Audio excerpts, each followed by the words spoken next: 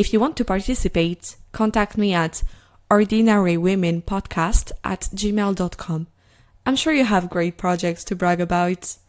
You can also follow me and message me on Instagram at Ordinary Women Podcast, on Twitter at Ordinary Women PC, or on Facebook on the page Ordinary Women.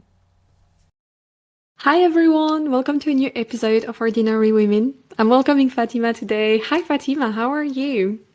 Hi, Lucy. I'm doing great. How are you? I'm great too, thank you. Really excited to have you here today. Yeah, can you start by giving us a quick introduction of yourself, please? Yeah, so hi everyone. I'm Fatma. So high level, I work in mergers and acquisitions and product strategy for a software company. So I am part fortune teller, part personal shopper is how I like to describe it. So I look at trends. The fortune telling part is looking at trends in the market, in our demographic data, in what's happening with behavioral economics, what's happening with people, and then the general broader economic market to figure out, what the future might look like, and then go out and acquire companies and IP to future-proof my company in the 3 to 5 year time horizon. So that's my day job. And then on the side, I have a small cybersecurity consultancy.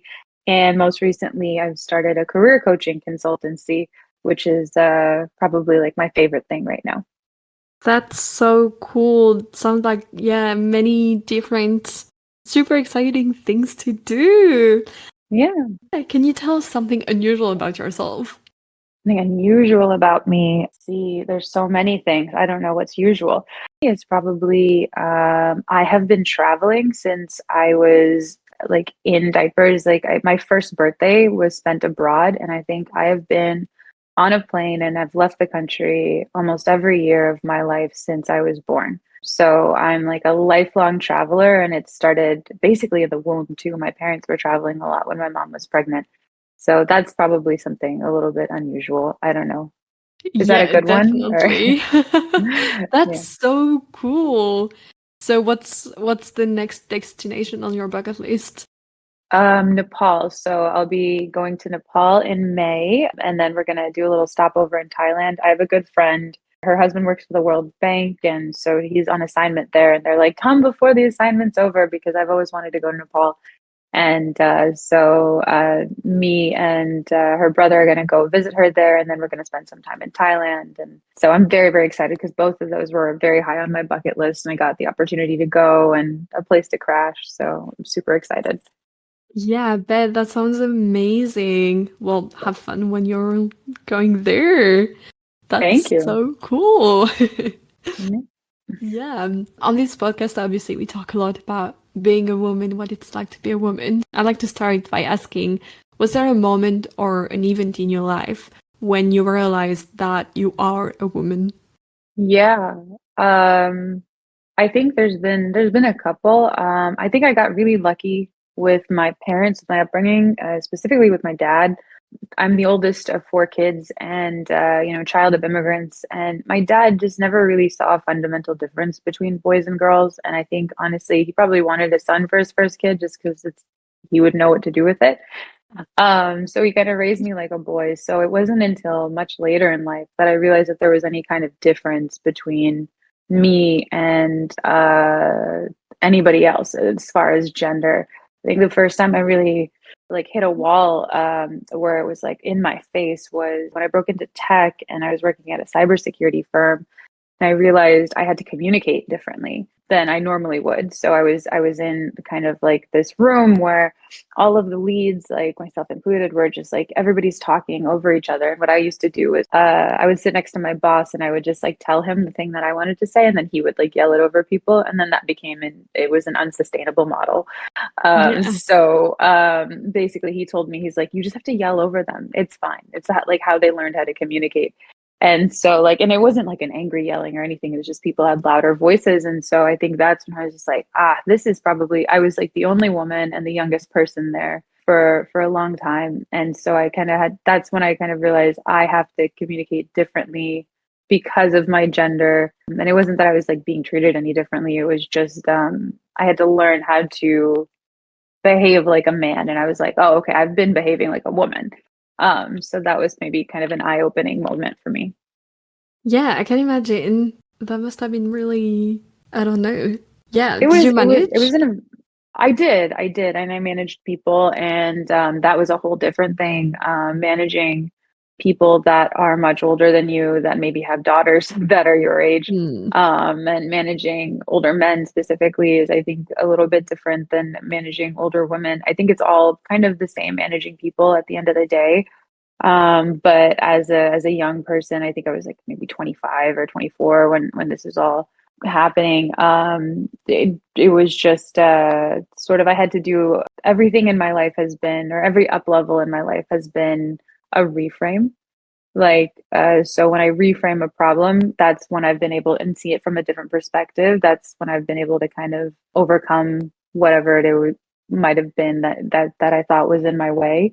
What I have found is that I have been the only thing that's been in my way most of the time. So if not all of the time, so that was kind of like the mental shift for me there. But I think it was a really great learning experience, and I moved up in that company. And then when I kind of hit a cap, like the universe kind of provided, and I got an opportunity to join a consulting firm and to do something entirely different, like user experience and digital transformation consulting, and that was a lot of fun. But I wouldn't have gotten that opportunity had I not done the work that I had done before and learned how to, kind of navigate those types of difficult situations. I think I would have been much less effective as a consultant had I not done that.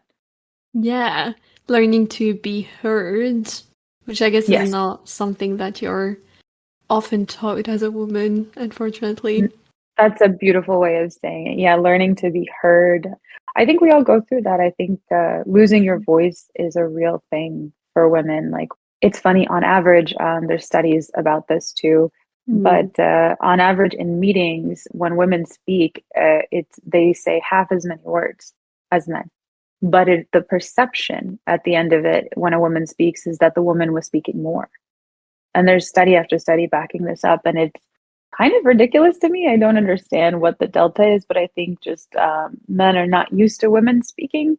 And Yeah. so it just stands out in their brain and sticks out. Or no, everyone is not very used to women speaking, especially in the corporate environment. We've just been kind of allowed in since like maybe like the 80s, right? I mean, Mm. before Yeah. that, we were the typist and the whatever it might be.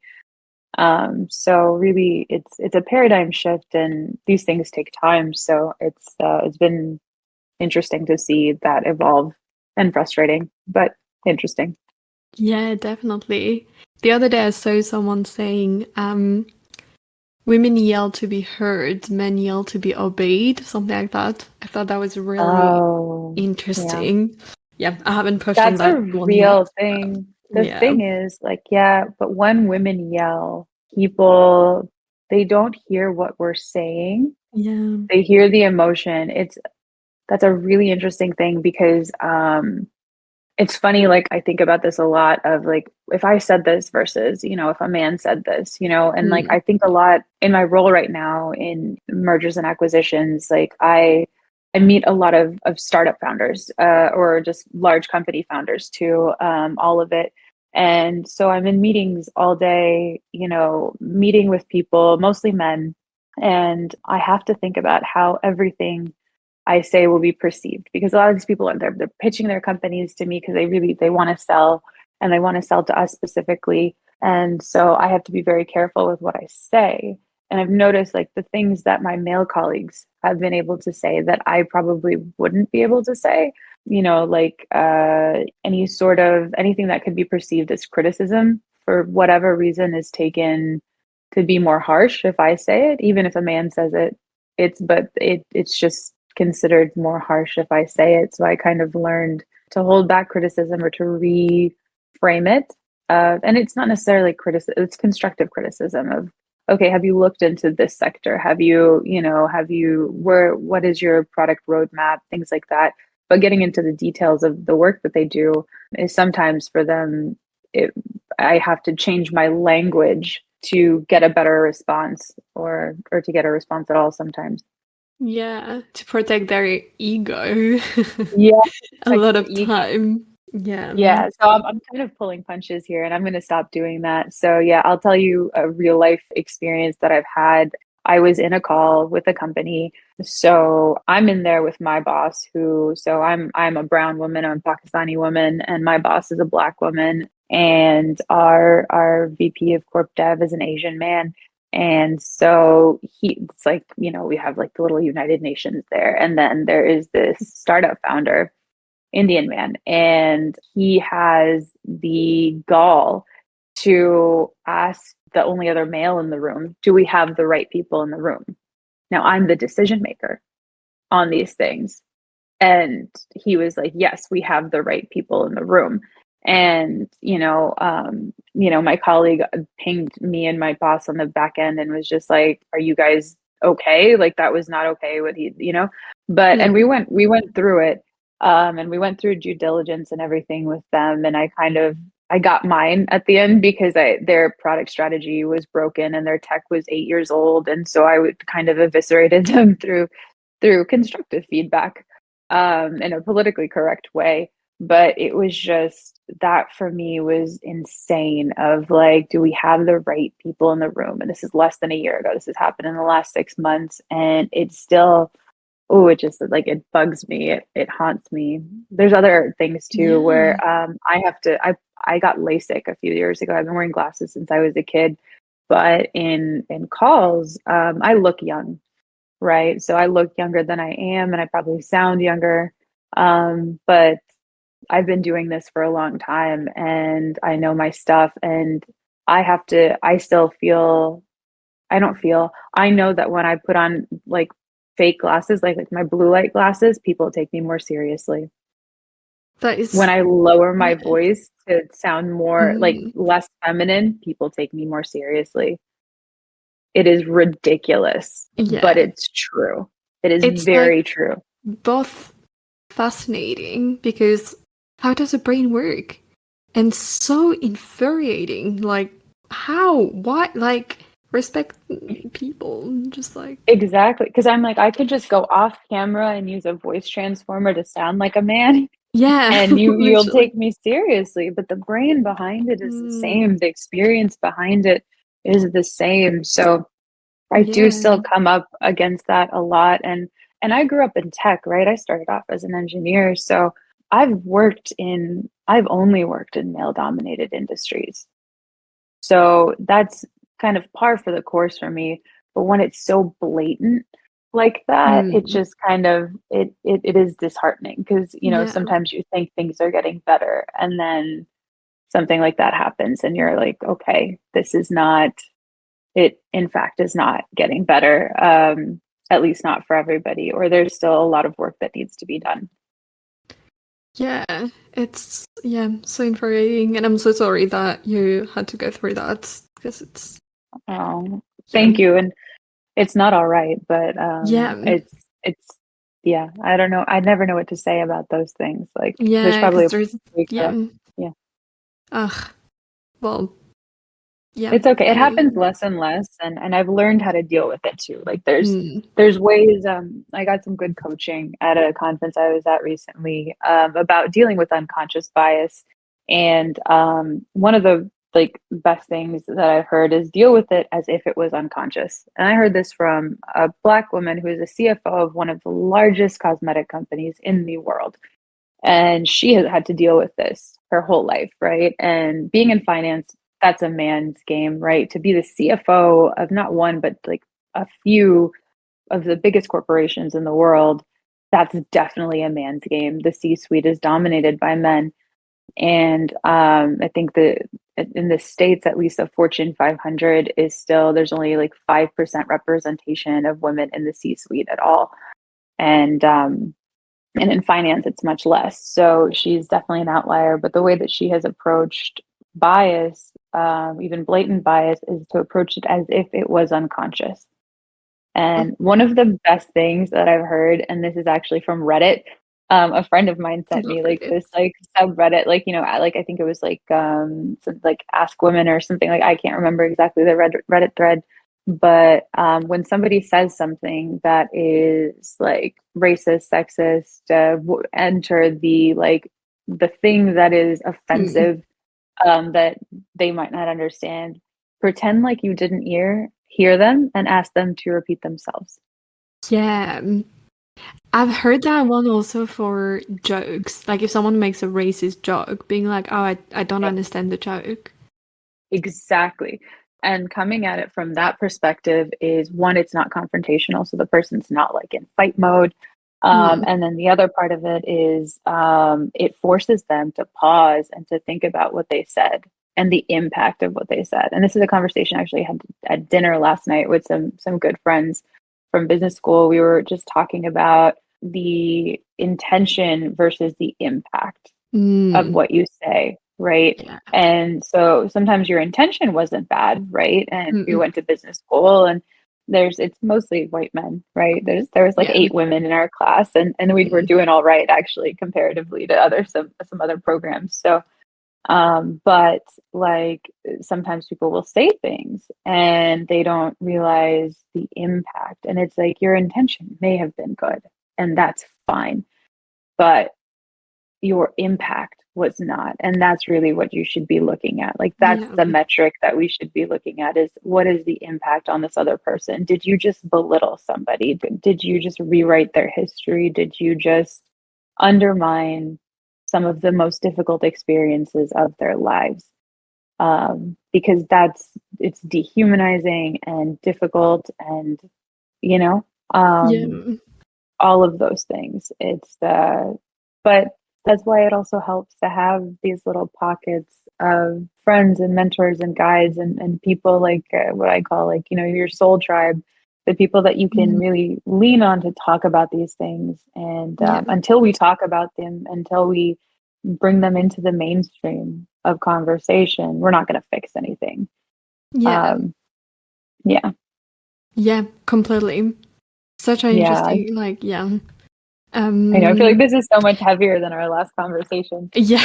Uh, But it's yeah. yeah, it's so important and it's so yeah, infuriating that it still It is. happens.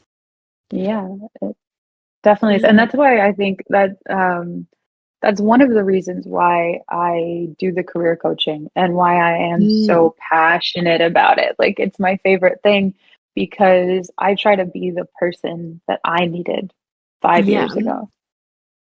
So it's one of those things where it's like, man, if somebody had just given me this advice and I can't Yeah. do that. I can't go back in time, but what I can do is do that for somebody else. And so I spend a lot of my time doing that. So I'll go and speak at a friend's conference about salary negotiations. And it's funny, like I went to this larger conference for women in power a few weeks ago, and a lot of those women, like with really solid like backgrounds in finance and economics and all these things that I would think would be really good at salary negotiations, were like, I could have used your help a few weeks ago or a few months Mm. ago, because it's still so taboo. And I think especially for women and for people of color, talking about money Yeah. is a difficult thing for a lot of people. And for some reason, I was gifted with like some sort of, how do I explain this? But like I'm obtuse to a lot of social norms. And so for me, it doesn't bother me to talk about money or compensation or the facts. For me, it's actually more difficult to tiptoe around the edges of things. So I'm using that superpower, something that actually when I was younger, my parents were just like, oh, hush, like, like stop saying everything so bluntly, like you're so blunt. But now I think in corporate, it does hold you back to some extent. But as far as getting things done, it's been such a gift. And so I tried to share that gift with other people and help them, through that particularly difficult thing, because I just hate when people are underpaid, specifically women. It really bothers me to leave money on the table. Yeah, for sure. I saw recently, I don't know if you saw it, I can't remember if it was a tweet or an Instagram, whatever it was, but a woman relating that her cousin, their Mhm. black women, was about to get up to be offered a job, and the panel asked how much she Oh, and then wanted. she hung up. Yeah, and Yes, the I black did. woman I disconnected the love panel that. and I like, Yes. yes, hell But yeah. that's what we have to do. I'm gonna be honest, when you have that position of power, like that is such a good Mm, that she's a champion. Like so at my friend's conference this week, it was for minorities in cybersecurity. I grew up through in cybersecurity, right? Like that's where I built the beginning of my career. So we were talking about that specifically about like what's a coach versus a mentor versus a sponsor. And mm, I think that woman in that moment was a sponsor, and or actually she was probably more of a coach, honestly. Where I think the difference, like a coach, like tells you what to do, a mentor like has a conversation with you, and a sponsor is like somebody that brings you up and has the power to do that in an organization, right? So it's typically somebody within your organization. So I think she was probably playing a little bit of all three, but mm. just like using her authority as, Yeah. to shut down that call and then to call that woman personally and tell her, hey, this is what you should ask for, is like the ultimate sponsorship championship. Like I think I love that, and I think I would do the same. And it inspired me to sort of do the same. I do that for some of my friends, like on the back end of their salary negotiations, but I haven't done it as a leader yet. So that was very, I don't know. I love that. That just made my heart happy. Yeah, same. I saw that and I was like, oh my God, amazing. Yes.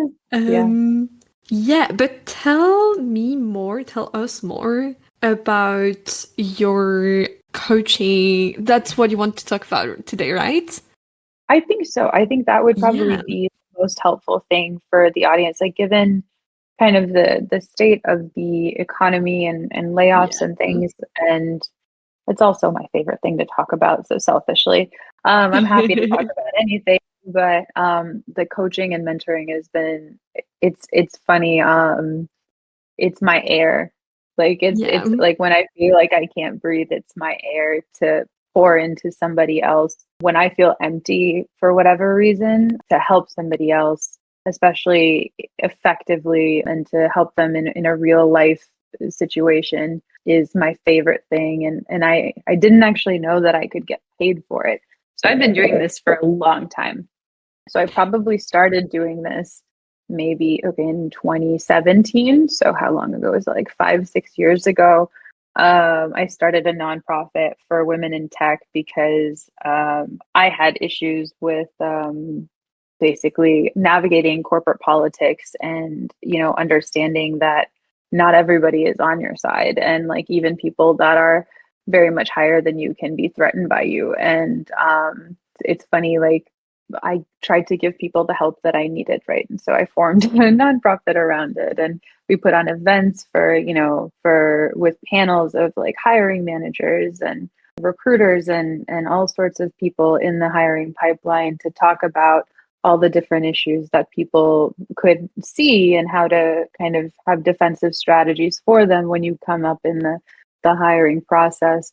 And that was just one of the events. We also did a lot of more technical things, but those are the things I get the most joy out of. So in this conference that I was at, and actually this week has been kind of a reinforcement of I'm going in the right direction with the coaching business. But I started actively coaching people probably then, when I started the nonprofit, and then maybe a year into that, I was also in business school at the same time, and we were all negotiating offers because the point of going to business school is to get a better job. And essentially, like I helped half of my business school class like negotiate their salaries because I was like, my mantra was like, no one is leaving money on the table. Like no one is going to be paid under market value.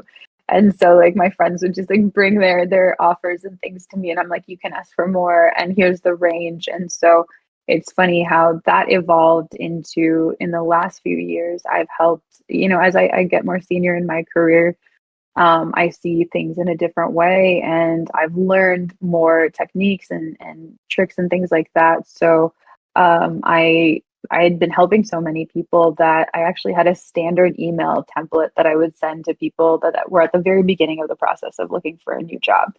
So just basic like resume stuff. And so I created like a template sort of around it unintentionally. but I would just forward everybody the same email that I sent one of my friends. And I was on a plane a few months ago and I was just thinking, okay, if I was going to make this a business, how would I do that?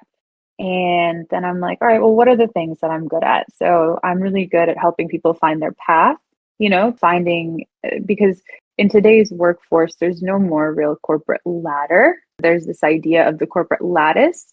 So it's more like rock climbing where you sometimes have to move laterally before you can move up. And the lateral move gives you the skills you need to do what you want to do in the bigger picture versus like the traditional, like you're a manager and then a senior manager and then a director and then a senior director, then a VP. Like that linear path is kind of no longer the model for at least corporate America, and definitely not for even nonprofits and things like that. So that's been one of my superpowers and my gifts, is helping people navigate that. Sometimes I struggle for myself, but it's easier for others. So I had this templatized version of resume writing. I was helping people find their path and doing their job search. And then I just love salary negotiations. So I would be with people through that whole, timeline of their interviewing, coaching them for interviewing. That was something that was a joy. And then the salary. So I was like, oh, I have the whole end-to-end process here. And then I started thinking about the people that I had helped and very, very who would maybe write a review for me. Because I'm like, if you want to start a business, then maybe word of mouth or like to have reviews out would be good. And in 6 months, I had helped maybe 20 people. And the last two of whom I had doubled their salaries. And with a caveat, I'm going to say here, they were grossly underpaid. And one of them we got from a senior manager to C-suite. So that was, but that was a necessary move for her because her skill set was that of a C-level executive. So a lot of times for me, I feel like I'm just helping people get to where they should be, but they don't have maybe necessarily like the tools or, the experience in this, or even the self-confidence to go through that whole process. Like, especially with salary negotiations, I'll be teaching a workshop with my alma mater, with the university I went to business school at, and I'll be teaching a workshop on salary negotiation. And one of the things they were like, oh, we can give you like 45 minutes and it can be a panel or interview. I'm like, I can give you a million little tips and tricks and things. But the underlying issue that we're facing here is really one of self-confidence. And so I got certified a few years ago and have been a facilitator for Google. They have these workshops called I Am Remarkable. So I'm an I Am Remarkable facilitator. And what they are is self-promotion workshops. They're meant to teach people the skills around how to self-promote and to kind of strengthen that muscle, and then also let them know, as a woman, as a person of color, as any sort of underrepresented minority, like how you'll be perceived and kind of what you're up against, and then teach you the muscle of self-promotion, because it is a muscle. I'm going to be honest, like, so I was at the conference yesterday and I was talking to some people about just self-promotion in general. And I'm like, you're going to have to post to LinkedIn. It's painful and it feels so gross. And my most recent post, I think, it was just a snippet from the conference of somebody took a video, and they took like 3 videos, and I sent them to my brothers. And I was like, okay, these are the 3 videos. Which ones do you like? And they both hearted the same one. And so I just posted that without thinking. I was just like, I can't, because it feels really gross sometimes to me still to self-promote. And I teach self-promotion, you know?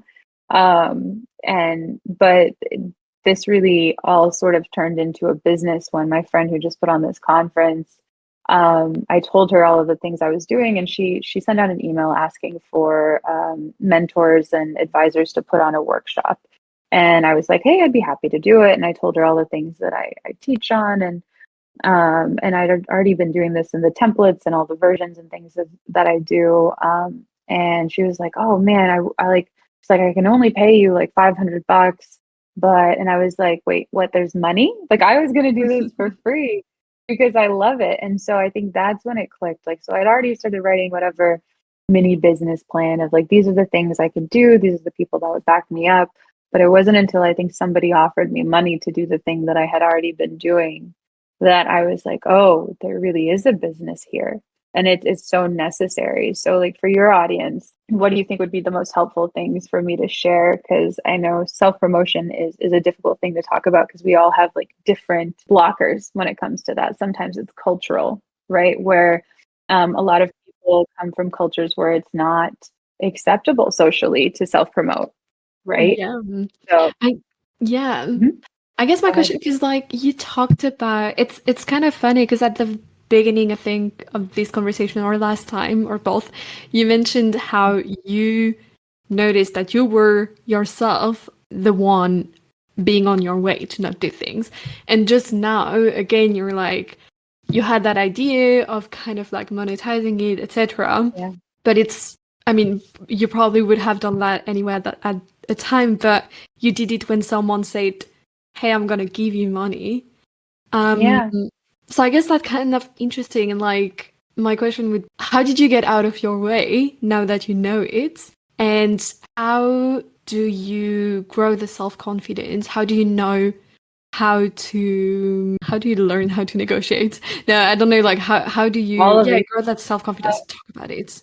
So I think one of the things that really helps is to have a sort of a brag sheet of like these are the things that when I realized like I Mm, said this out loud to somebody of when I was talking about, you know, I love this thing and like and I think I'm good at it. Like and I didn't even say I'm good at it. I said I think and I'm a pretty cocky person, but I was like I think I'm good at it because you know when you really love something it's you hold it like kind of tenderly. So I'm like, I don't want to say that I'm really good at it and lose it, you know, and to have somebody tell me I'm terrible or something because that would probably break me. There's points in your self confidence, I think, mm, where it's good to share and when it's not good to share, and when you're feeling fragile or not like fully grounded in your self confidence, then I think you go to your tribe, you go to your cheerleaders, you go to the people that bring you up. And I was talking to a friend and mentor of mine who I was telling her about this coaching business, and I'm like, yeah, you know, I think I'm pretty good. I was able to, you know, double the salaries of the last two people I work with, and she's like, that should just be your tagline. You should need nothing else. And mm, she was so confident in it. And so I think a lot of it, it's there's two things. I think there's internal and external validation that really help. I think I got market validation, which is the form of external validation in that somebody was willing to pay me, right? And then the other was external validation from a friend of just, you know, this is you are good at this. Like who else can say that? And I hadn't thought about it like that. But there's also internal validation and the ability to say, like, to remember these are the things I actually did. And one of the things I teach in the self promotion workshops and Google's big on is it's not bragging if it's based on facts. So I tried to ground myself in the facts of how many people, and that's why I wrote that list of how many people have I helped. And then it got so big and I was like, okay, I've helped a lot of people in like the last just few months with all sorts of things in their career. And then when I look at salary specifically, I'm like, what's the impact I've been able to make? And I'm like, everybody that I've worked with has made a significant, like at least 30% more than what they were making before. And the last two that I worked with made double what they were making before, at least actually. One made a little bit more than double. So I think grounding myself in those facts and writing down your wins is really important. And I think everybody should do that regardless of gender, but just have like a Google sheet or like a Google Doc where you, when you have a win, write it down because sometimes we forget because self confidence ebbs and flows and we have to learn kind of how to channel it at any given moment because you never know when the next opportunity is going to be. I'm a big believer in, I don't really believe in luck or coincidence. I think luck is and I'm stealing this from someone, I can't remember who, I think it was a basketball coach, but he said, luck is where opportunity meets preparation or preparation meets opportunity. And I think be prepared with knowing the things that you've done before, your accomplishments, your the impact that you've made, have that and have it written down. For me, having everything written down is easier because then I can look back on it and say, okay, I did this thing. And nobody can take that away from you. If you've done the thing, you've done the thing, right? So you're yeah. not bragging, you're not So that's, I think, the biggest way to have your self-confidence kind of accessible, even when you're not really feeling it.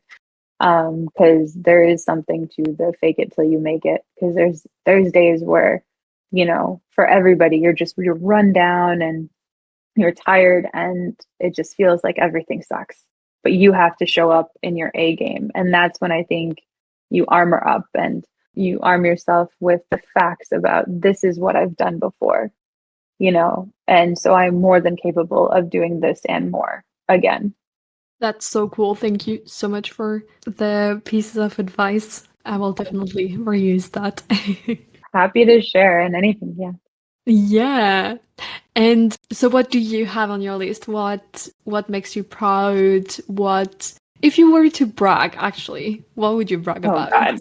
All right, you're gonna make me. So it's so funny. Like those who can't do teach, I think. And Yeah. so I don't know. But no. So I'll say, for my coaching business, I was able to double the salaries of the last two people that I worked with, and get one of them from a senior manager position into the C-suite, and that was a great feat, and I'm very, very proud of that. So I think that's something. So I can brag a little bit about that. That's it's also a joy. Like, so I'll tell you like a smaller story of something I'm proud of. One of my co-panelists on the panel on salary negotiations, or earlier this week, he's a recruiter and he wants to move into M&A. And it's funny because we talked about it a little bit before when we were prepping for the panel. And then we talked about it after, and his friend brought it up. He didn't bring it up. This is where your tribe comes in, like people that will promote for you. So his friend was just like, it's not a coincidence. And I'm like, I don't believe in coincidence. So he told me, that he wants to get into M&A, and his friend was the one that told me, actually, somebody at a private investment firm asked him to help them find a recruiting firm. So he'd been a recruiter for a long time, had his own firm. So, and I'm like, the universe is handing you this opportunity. And so, like, in that moment, I was able to coach him and give him the words to say, and, how to position himself for not just that opportunity, but for the next opportunity. And so, like, I think for him, the pep talk was really like, the universe is handing you something on a silver platter, and if you don't take it, it's almost disrespectful. And the next time you're kind of handed something or given something, the universe is gonna put obstacles in your path to prove that you really want it. Because when it gave it to you so easily, and it's funny, he was just like, I think I needed to hear this. And it was just like, and I was like, all right, well, I need accountability from you, man. Right. So I need accountability. So I'm gonna need you to text this person today. And whenever you do, you text me and let me know how it went. So he texted me later that night, and he's just like, you were totally right. There's more opportunity. This one company is just the beginning. And he wants to talk about it on Friday. And so I'm gonna text him later today and see like where that conversation is going. But the path to what you want is typically in front of you. A lot of it is getting out of your own way. And sometimes it's having your friends, advocate for you and speak up for you, the things that, maybe you're afraid to talk about yourself. And sometimes it's, having that brag sheet. But sometimes it's also just following that little voice when things are going right. For me, a lot of my career, if you look at like my career journey, and we can do a separate podcast on that because that'll take a while, but I definitely took the winding path, and I haven't always known what my next step was going to be, but it just presented itself. And a lot of times I took the thing. I didn't intend to get into cybersecurity, which is a very lucrative field.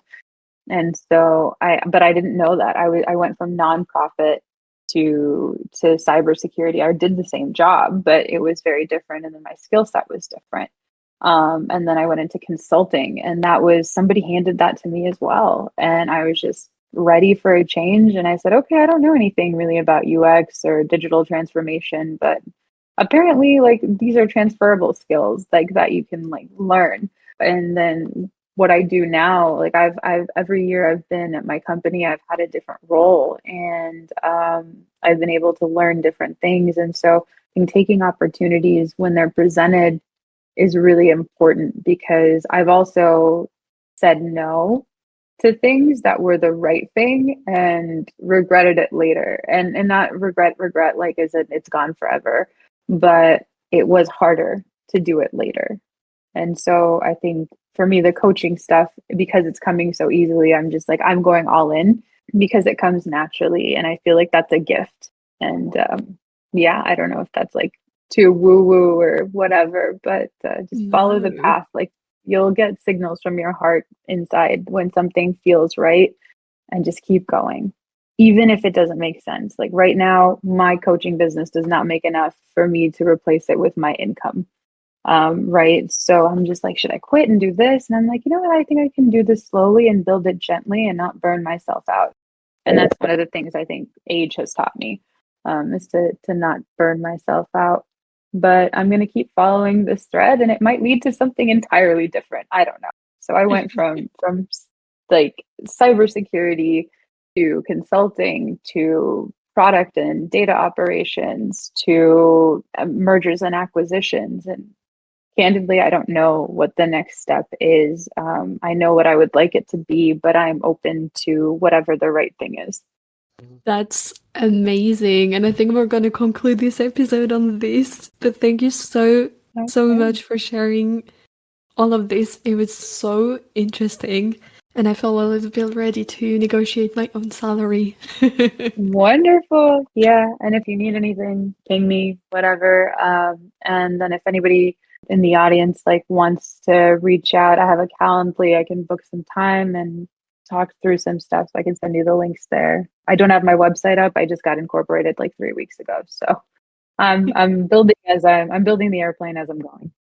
So thank you for Nice. having me. Yeah. I'll definitely add it in the show notes then.